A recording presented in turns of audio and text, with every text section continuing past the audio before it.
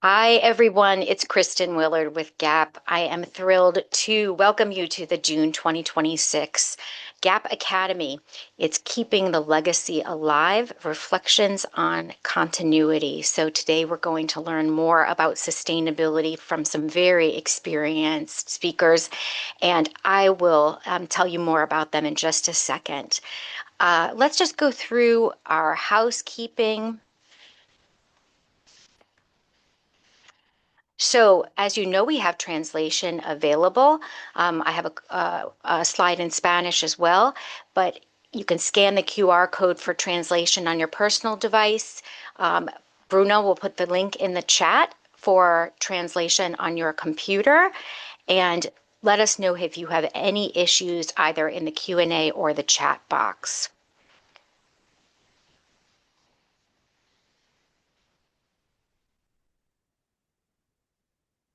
Was that successful, Bruna? Yeah, it's working. Excellent.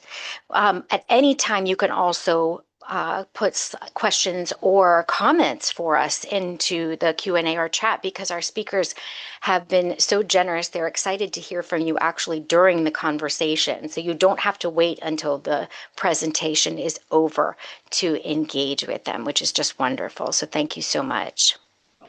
So let me introduce our speakers today. They're going to be so engaging, kind, and supportive. I can't wait to hear from them. So let me introduce them. First is Renata Bernhoeft. She's a partner at Hoft, Bernhoeft and Teixeira, a consulting and education firm that's specializing in generational transition, governance, and family ownership and corporate succession. She completed the program on negotiation at Harvard Law School. She holds an executive MBA from the Business School Sao Paulo and the University of Toronto, as well as a postgraduate degree in family therapy from ITF-SP. She's a national and international speaker, a guest lecturer at leading institutions, and founder of the Brazilian chapter of the Family Business Network. She's widely recognized as a leading authority on succession and governance in family businesses. So welcome to Renata. We're so lucky to have you here. Thank you, Kristen. And we're also lucky to have her other partner at Hoft, Bernhoeft and Teixeira. That's Martina Gasquez Teixeira. She is a partner again at that organization, also an attorney with international experience. She holds a law degree from PUCSP, a postgraduate degree in property and succession law from FGVSP, and has completed executive education programs at the Hague Academy of International Law, FEAUSP, and PUCSP. Many letters. She combines technical expertise with a strategic perspective and a deep understanding of the dynamics of family businesses. And what they'll be doing today with us, they will be applying this to our experiences as GAAPP member organizations. So here is just an overview of what they'll be talking about today. You know, we all recognize that patient advocacy organizations play a critical role in improving the lives of people living with chronic diseases.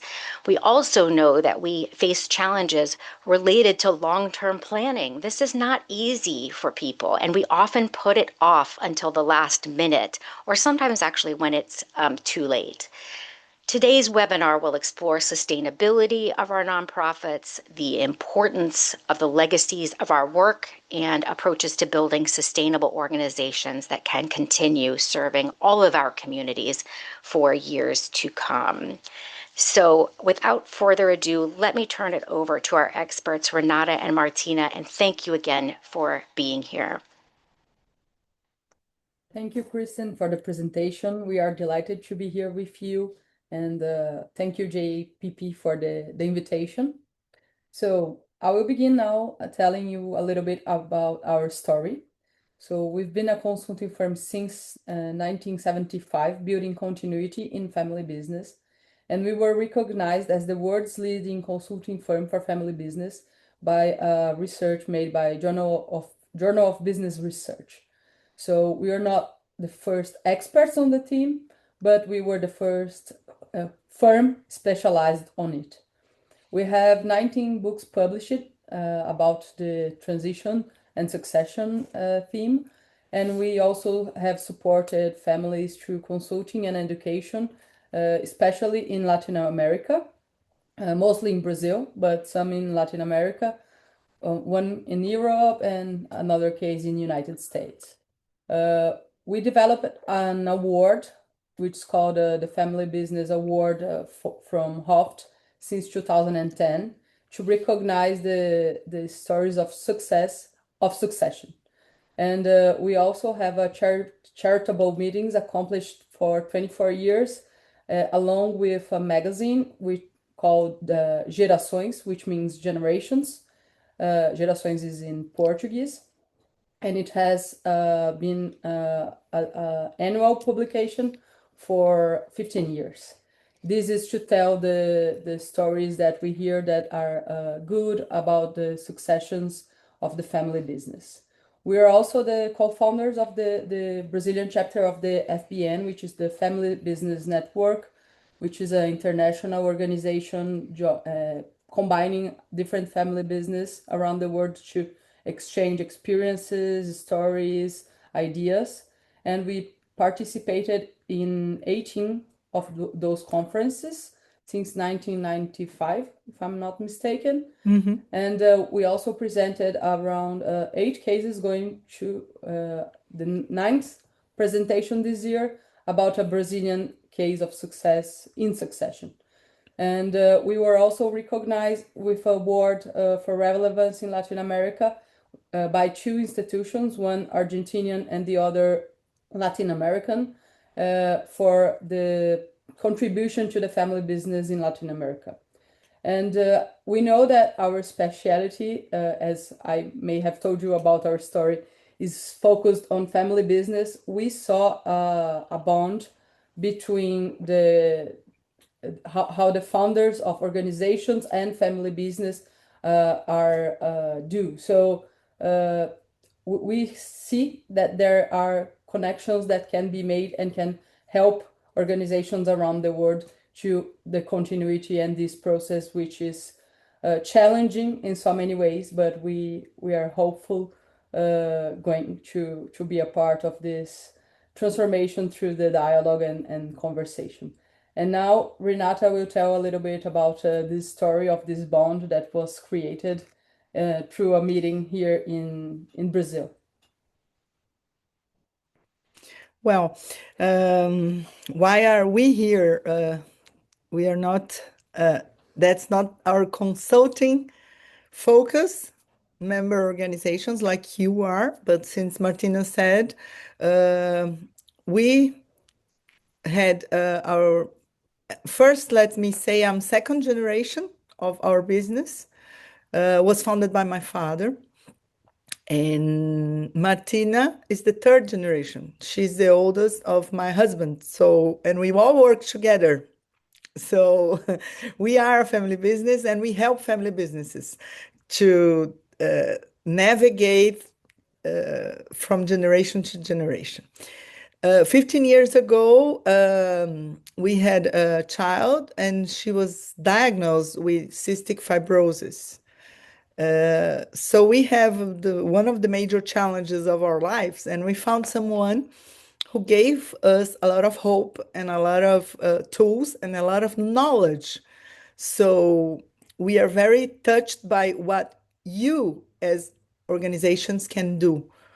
And also the idea of continuity, how this is important and how this challenge relates to the family business. It's not the same thing, but they are quite similar in terms of obstacles and challenges they face.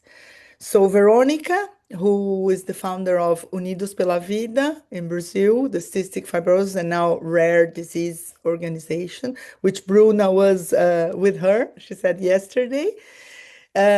We fell in love with her and we decided to help the organization. And we could say we are also co-founders of this organization, and that's she invited us to speak to some Brazilian organizations, and then Victor was there, and then Victor said we need to take this topic and these questions and this approach for all the organizations to talk about and to think about how do we make organizations that are going to last more than us, more than we can last.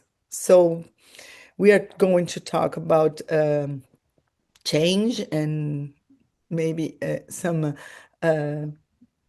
things that will go beyond us, né? But that's important in terms of continuity.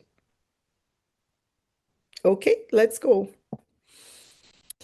So that's the survival rates of family businesses across generations. We used to say they are kind of a rare disease. No, it's a rare disease to be a family business. But ironically, it's the main kind of organization around the world, family businesses. And they are not so well studied and so well cared for. And we are fighting against these survival rates when we are helping to structure them from generation to generation. We don't have Brazilian numbers about this, but we can say from our experience, they are very similar. So 1/3 lose their business. It's not that the business disappear, but the business tends to be sold or even bought from another big company. And the business might continue, but not in the family that was the founder of the business. So that's the issue we are fighting here every day with families, from them to learn how to go from generation to generation.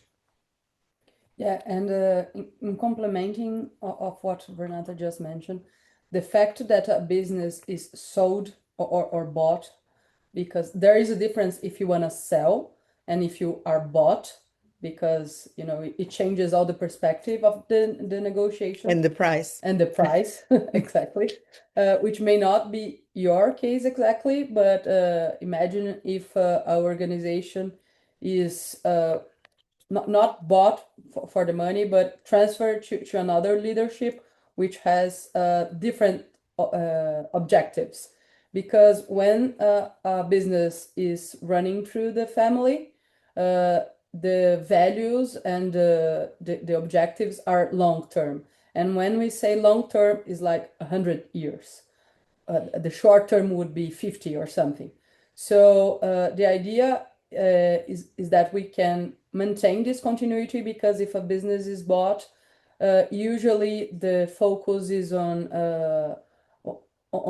the current money objective. So they are not looking for the perpetuation of the business, which for the country, which for the economy is very bad through the years. So that's why we care so much about this continuity process. And as Renata mentioned, they are the family business are the most type of business in the world. So this is very important for us to have this conscious. Okay, we can move on. We would like to bring to you one concept that we use, that we are talking about when we're talking about equity transitioning from generation to generation. We are talking about tangible and intangible.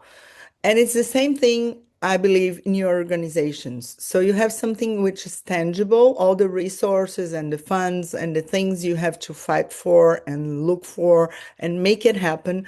But you also have intangible equity, which is the legacy. Martina was talking about values. We are talking about a culture. We are talking about history. We are talking about all the things you guys have built through time, and including the whole network you probably sustain. So this is real value. This is something we have to care for and think about beyond who's leading now, and start thinking how this will last over generations. Okay? Mm, let's move. So the legacy is what you are building.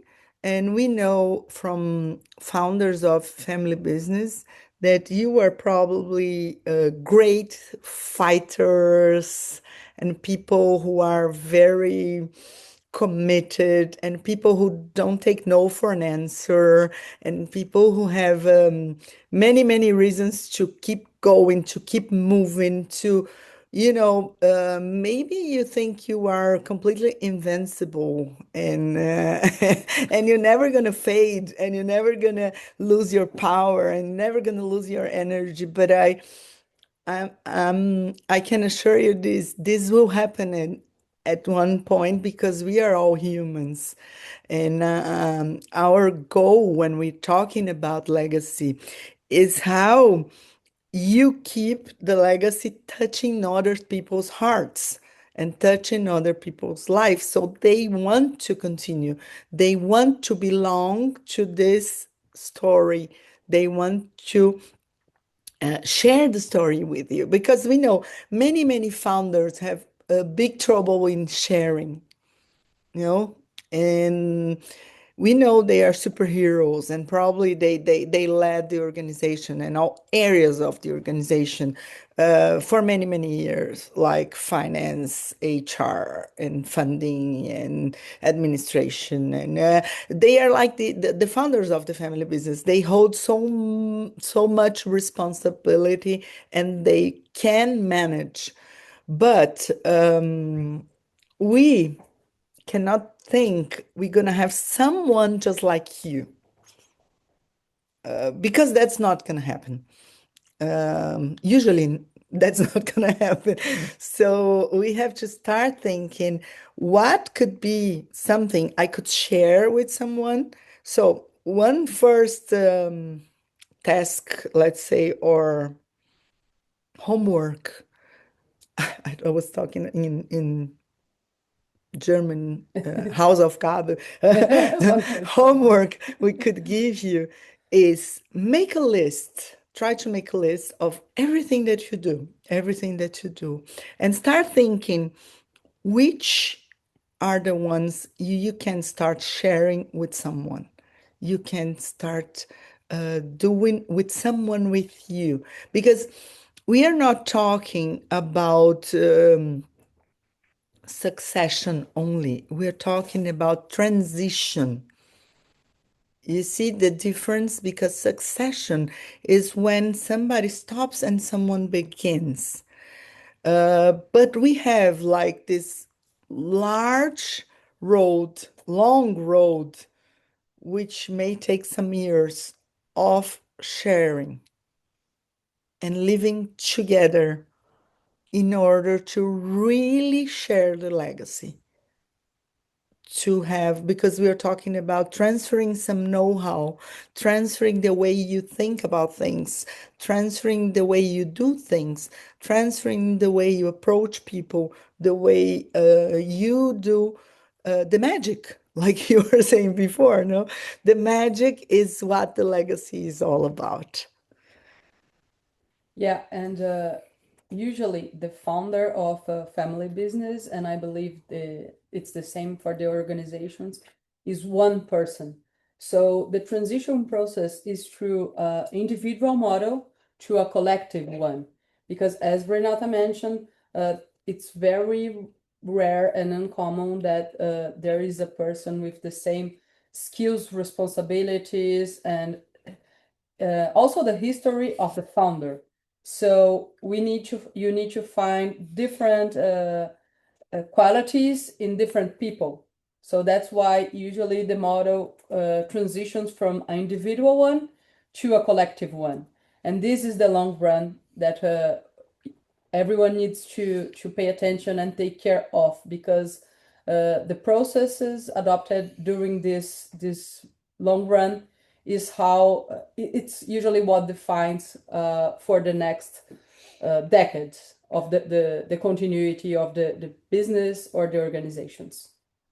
And Renata and Martina, it sounds like this is not a process that would take weeks or months, but something that takes years to nurture. Okay, Yes. that's Yeah, we're helpful. gonna talk about this. We're gonna talk about this in just 2 slides. Let's move, or you have any questions or comments so far? Okay, so here that's the metaphor we use for the families. It's sometimes you're taking care of what is visible, but the real thing is to take care of the invisible parts or the intangible assets that we're gonna need to continue. So, like I was saying before, the way a founder thinks, the way a founder approach ideas, the way a founder had a story or this all the conquers over time and how this story can make a difference and being how do you say, register also. We talk to the families to register their stories, to register the all the main points that can have value for next generations because they will have to hear from the beginnings and know what is that motivated the first steps of the way. Yeah, and in this image you can see like the tip of the iceberg, which is really small, and this is what people usually think takes weeks or months to delegate or transition. But if you go one more click, Kristen, you will be able to see the entire iceberg, which are the invisible aspects that Renata was mentioned, which is much bigger, and that's what sinks a ship. So that's the part that we need to pay a lot of attention because it's underneath the water. Most people don't pay attention because it requires a lot of work and a lot of commitment for this process to work through this process through this process that can take, as mentioned, years, but it's the most important aspect for the longevity of a business or organization or whatever we are talking about. So we can go to the next. Yeah. And that's the question you're asking, Kristen. Let's say this is a model for family business, but we can use to talk about you about the process because imagine there is the age of the it's with a mistake on the horizontal line was supposed to be the age of the founder, okay? So the founder at 20 at the age of 20 had a child, let's say. So, and then at 40, the child will be 20. And that's when it starts this green area. And this green area is the coexistence of two or more adult generations. So, when we are talking about succession, you're talking about at least 20 years, 40 years more. So it's a long run. We used to say it's like the Ironman, you know, you have to do the Ironman with your family and you cannot leave anyone. You have to go and train for this and have everybody together. And actually, when you are thinking about the longevity, the idea is to run together. So the baton, you know, when you're thinking about the running, the transition zone of passing the baton, it's not so quickly. And it's important that it lasts sometimes because that's when you have the transferring of know-how to the next generation, to the people of the next generation. And that's very important. The idea of living together, staying together, and having different roles, but actually also having criteria and some rules for the relationship to work. Yeah, and of course, this term of 40 years may seem like really impressive, maybe not in a good way, because it takes like a really long time. It's important to know that during these years, you can see progress, you can see, let's say, deliverables of what is being done. So it's not that there is only a finish point, like a finish line that you only reach in 40 years or so. You have a lot of steps in the way during these years, during this transition processes, that you can reach and see a result and see how things can get better and improve and conclude a lot of tasks, a lot of this transition process. Because there's also another thing about this. The founder might not share the final decision for a long time. See, even if the person is getting older or it still holds the final word, let's say. For example, I was going to tell about our case. I work with my father since 96, so it's been 30 years that I'm on this road together. And I'm married to Wagner, who is the partner also, for 20 years. And now Martina, she had to, let's say, have me for 20 years, and now she's working with us. So I don't intend to leave. We will have to start a new coexistence, which will last, I believe, at least 10 or 15 years. So she'll have to handle me for I hope more. I hope more. See, it's not easy. We're not saying that's easy. That's the way to go because we have knowledge to be transferred from generation to generation. Otherwise, we lose our way of doing or our values or the purpose of our organization. The way we do things, it's what makes us different. Yeah, and I see there is a question in chat regarding this, like if we have a current succession plan in place for the coming years, and the answer is yes and no, because yes, of course we do, but this plan can change. That's why the no. So we say there is no equal processes of transition. Like we worked with more than 2,000 families, and there is no single process that is like the other. Of course, there are similarities, and that there are things that, for our experience, we can orient the people going through the processes to see, oh, if you go this way, you will find these obstacles, but you will also have this gain. But there is no like recipe that you apply for everyone. So we are also learning our recipe, and these require a lot of dialogue, a lot of change. But yeah, we have this plan, and we have, for example, regular meetings to discuss the next steps and how things are going. And usually a lot of new ideas come. We test some things that may work, others may not. We apply our knowledge on the field to build our own recipe, because they are all unique, as I mentioned. Let me ask Bruna, are there other questions in the chat or the Q&A, Bruna? Yeah.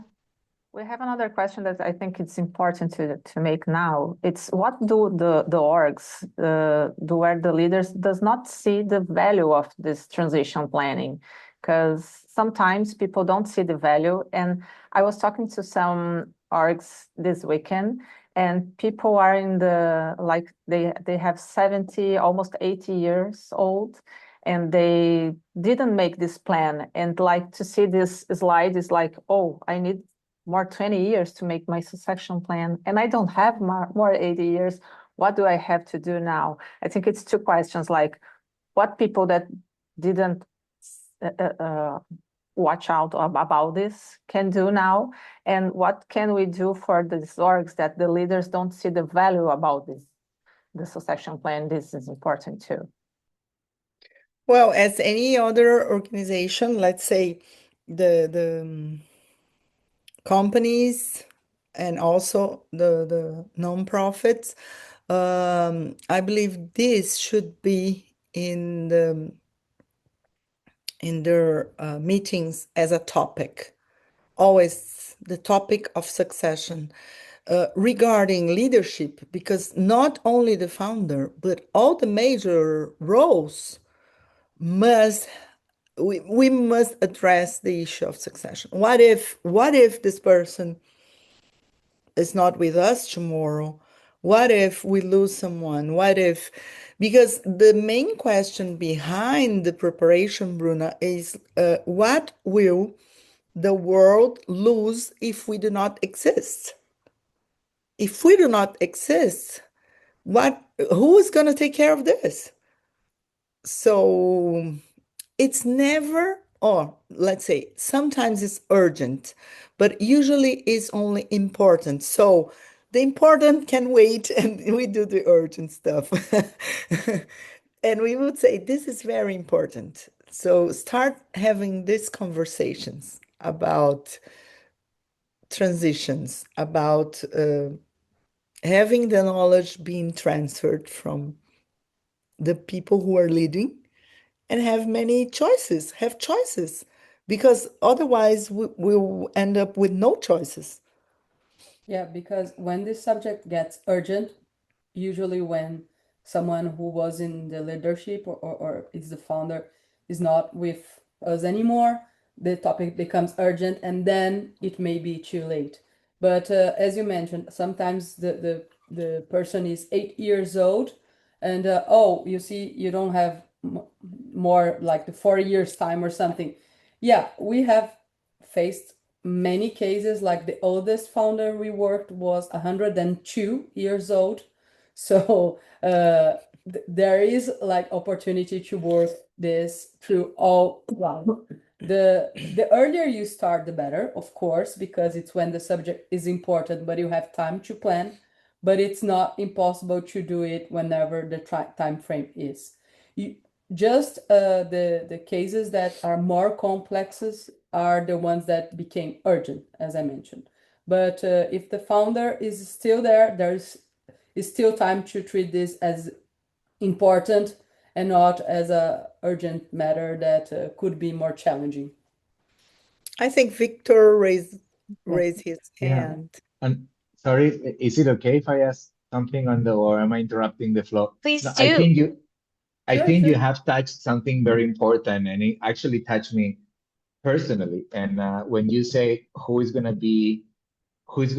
take care of this when I'm not here, and this is something that happens a lot with our community, because these are organizations that started with a parent that was taking care of these children with this disease, or me myself as a patient, because I wanted to have access to treatment or more rights, right?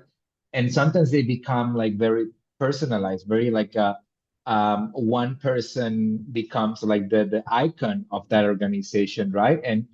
And even though it's not like they don't see value of the organization existing after them, but they don't see how it can exist when you have built the whole thing based on you, right? As an icon, as the face of that fight. And they just don't think about transition. And it's not like they don't want the fight to continue, but it has been so personalized as my fight that it's difficult for them to see like, no, but this is someone that could fight after me. And it's not just about me. So it's a little bit, I don't know, I don't want it to sound like the people are egocentric or anything like that, but sometimes the things are based on your image and on your ego, because this is the only way you could do it, because you were the person in front of the government building saying, I want treatment because I don't want to die, right? So I think that is a challenge of our community, for them to realize like someone else have to continue the fight, maybe in a different way. Mm-hmm. And maybe with some other energy, but with the same connection with the cause, no? And that's something hard sometimes to accept the difference. How someone is going to take care of this different than I did. And maybe that's the only way to continue. That's the way to go. Exactly. How is that? I don't feel like this should be continued in a different way, because what I did was right that I think you touch a very important point, and how to change your mindset to be flexible, to say, "Oh, the next generation will do it in a different way, but it will still be valid." I'm going to So tell you a short story, Victor, which is from a very, very famous family here in Brazil. I don't know if it's a joke or really happened, but everybody says this story here. The founder of the TV network here in Brazil, he founded when he was 60 or something. So he was already, towards senior age, but when he was 94, they say he received a turtle as a gift, and the turtle that lives 100 years. So, and he said, "Oh, I'm sorry, I cannot take this gift because, I might like the turtle, and then when she dies, I'm gonna suffer." And so that's a joke, but that's not a joke. So this is not about turtles, huh? Yeah, That's great. I hope it's true, Renata, because that's fantastic. I think the main challenge of any founder of an organization, a business, or whatever we are talking about is for them to recognize their humanity, because they have been through so much uh, during their lifetime with different challenges of a disease, of poverty, of migration, of a lot of things, and sometimes a family to fight for, and then they have this invincible feeling, which is essential for them to have begin with the business or the organization, and this needs to be recognized. But also the challenge is how to transform the recognition of the strength of a founder and still continue with a different type of organization, maintaining the mentality, the values, and the intangible that Renata mentioned in the beginning of the presentation. So that's what requires a lot of work and dialogue, and the task that also Renata said about the homework, to always ask the question, like, how we are going to do this from not now on, but from starting now on with the transition for this to perpetuate for another decades or maybe a century, like the turtle. So let's go to the next I'll pull slide. the I think, slides back up for you. This is yeah, just yeah. fantastic. Sorry, I know I wanted to see your faces. I know I got us off base. Okay, let me put that back. Yeah, that's interesting because that's something we were talking about. So if you see time on our horizon horizontal line, you see the current generation and the next generation. So what happens is that in terms of development, and let's say in a collection of different areas of life, like health or your rational development or your one day you're going to be at the top of the develop, and then the curve will start to go down. And the next generation is going up, while the current generation is going down. So what happens is a conflict. And it's very common that this happens. This happens in our houses, in our homes. So talking about different perspectives, like we were saying before. You're not going to take care of this like I did, because it's another time, it's another moment, it's a different world now. For example, Martina is fighting with us with all the AI issues. She took us to programs, to courses. She's trying to implement a lot of changes, and sometimes we get really mad because we don't know how this works. And we are old in a way because we don't know how to deal with that. So we have some, some fights, but then we see the value of it. But it's all about letting the dialogue and the conversations happen. Yeah, and I was reading there was another question in the chat that I haven't seen. That what will be the main differences between transition between business and non-profits, like our member organizations, when capital assets are not so important as projects, programs, and contacts. And connecting with this that Renata mentioned, the dialogue is the most important too. And it may be very difficult, but it does not cost anything. Of course, if you have a specialized firm and you can invest in someone who will facilitate those dialogues and facilitate with tools and knowledge and everything, it will be better and maybe easier. But treating this as the dialogue as the first step may lead for its importance of the transition. And of course, the projects and programs and contacts that you as organizations have to deal regarding rare diseases and everything are essential for this to go running. But after some dialogue and seeing all the challenges that a transition can present, you see this as important as a project or program for the continuity for the other decades.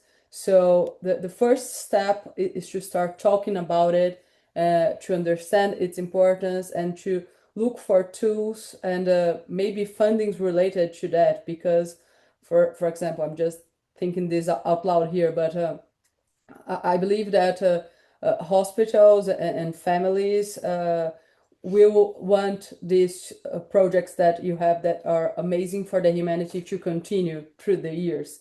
So if they see that this may end because the founder is not there anymore or something like that, this could be a way to get investments for the long term and not just the urgent projects that may arise because of the things that you deal on a daily basis.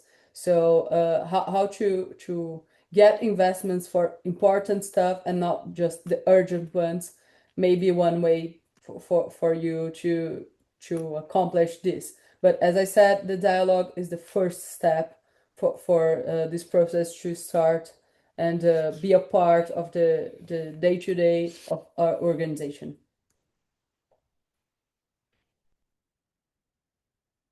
So to finish our conceptual frame, we have this frame that we use with the business families to build continuity. So we have this house, and the house is composed of three main pillars: human capital, structure, and vision. Also, in different ways, you can have the projects, the projects that a business family should approach. But the main issue that we talk about is the foundation. When you have the foundation, then you can manage to build the house. And the foundation, translated in Portuguese, we have 8 different issues that we believe families should talk about and even write down some criteria, some arrangements, and some agreements about it. Affectual. Why affectual? Because it has to be, what's the connection that I have with this cause? What's the connection that I have with the business family? What's the connection that I have? Because that's the main ingredient for continuity. If I don't like, or I don't feel, or it doesn't give me sense of purpose, I cannot continue. So that's one of the main questions. Then leadership, then inclusion, because we have to include everybody in these conversations. Communication, learn to communicate, learn to talk, learn to have difficult conversations, because they will happen along the way. Find balance between personal and professional, between what is important to us, what is important to who is outside the organization. Find balance in everything. Responsibility. What's my responsibility? Do I take the responsibility to continue? Trust, building trust in this group that will continue, and work as a team. Like Martina said, when you have one founder and the founder is the team, so he operates as, or she or he operates as a team. It's a multiple task person. It's someone who probably will not have someone again like this. So let's have a team to replace this person, to work in the same areas that this person was working. So we have a model here for you to approach what is continuity, what is this plan. This can work as a checklist for you to have your conversations. Yeah, and as you can see, the foundation is what holds the house still.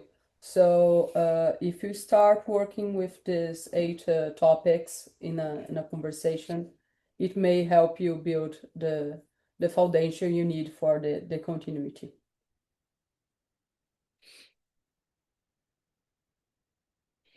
And now we have a word from Shunji Nishimura, founder of a Brazilian company. He came from Japan with only $10 in the pocket, started working here and fixing agricultural machines, and then he started building them, and now they are a multinational business of machines.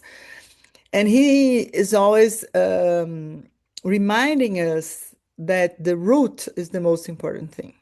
So the root is what you cannot see, is the intangible, the invisible. You can see the tree, but you have to take care of the roots. So that's the message that he always led us. Now they are going from the 3rd to the 4th generation, the GAAPP group, and they are a symbol and let's say ambassadors of continuity for other family business. So they go to other family business. They talk about one thing that we incentivate that might be the same thing for you, is to talk to other organizations, how they did it, how they navigate these challenges, because some obstacles, they are predictable. The solution might be completely unique, but the obstacles, they are so similar.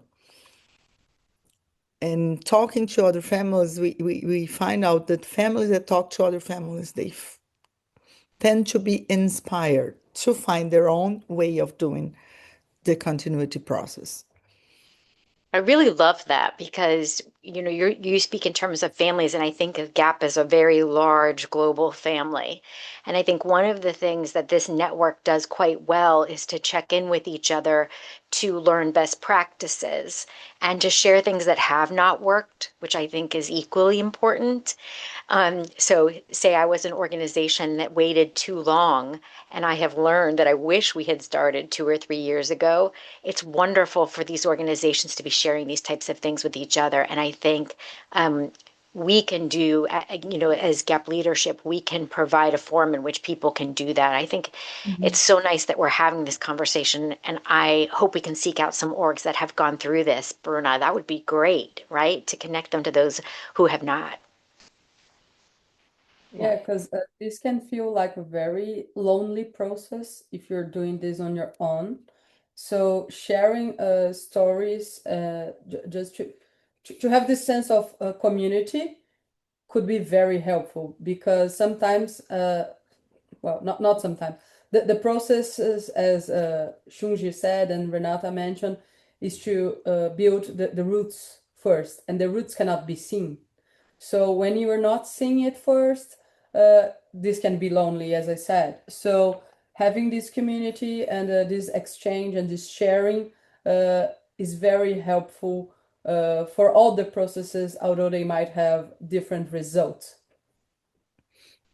Yeah, for example, our annual meeting that we do, we invite families to share their stories, but not stories about business. The stories about what is behind the curtain, how the family organized itself to manage to deal with this transitional generation or generational transition. Yeah, And it's very nice to talk about it, because I talk to the organizations every day, and most people are exhausted of doing everything alone. But what I was thinking about is how to start this conversation with the organizations. Like, if I am from an organization and the central pillar is the leader, we know that, how Victor said, sometimes it's difficult to take off the centricity of about one person.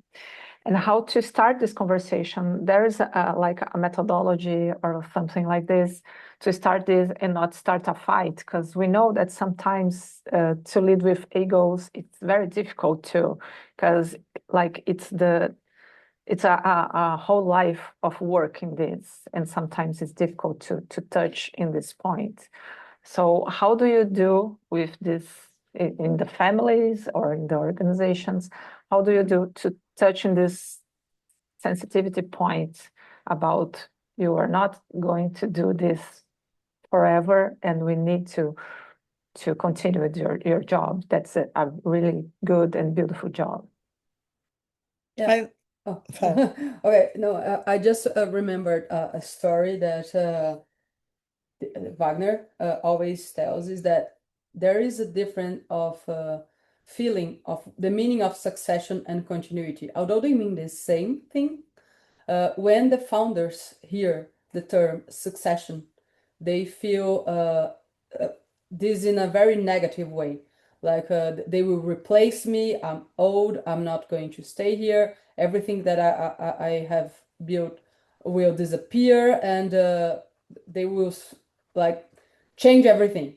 And when the next generation that's coming hear the term succession, they do not, they like it, because they say, oh, okay, I will succeed, I will do the business, and things will change a little bit, but in a good way.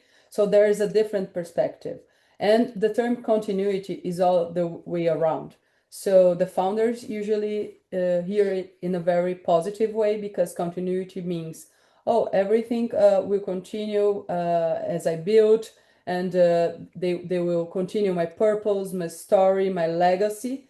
And the next generation usually hear this as a bad thing, because they say, oh, everything will stay the same, nothing will change, we won't be able to innovate some things. So although they mean the same thing, because some things will change, but the core of the legacy should not. That's why we call it a transition process, because you need to maintain the values and the legacy. But some processes change, as Renata was mentioning our case. Okay, let's implement AI for some core tasks that we have on our daily basis that will optimize time or something like that. Just an example. But this understanding the pains of the founder regarding the succession and treating this as continuity may be a very helpful tool to implement this conversation.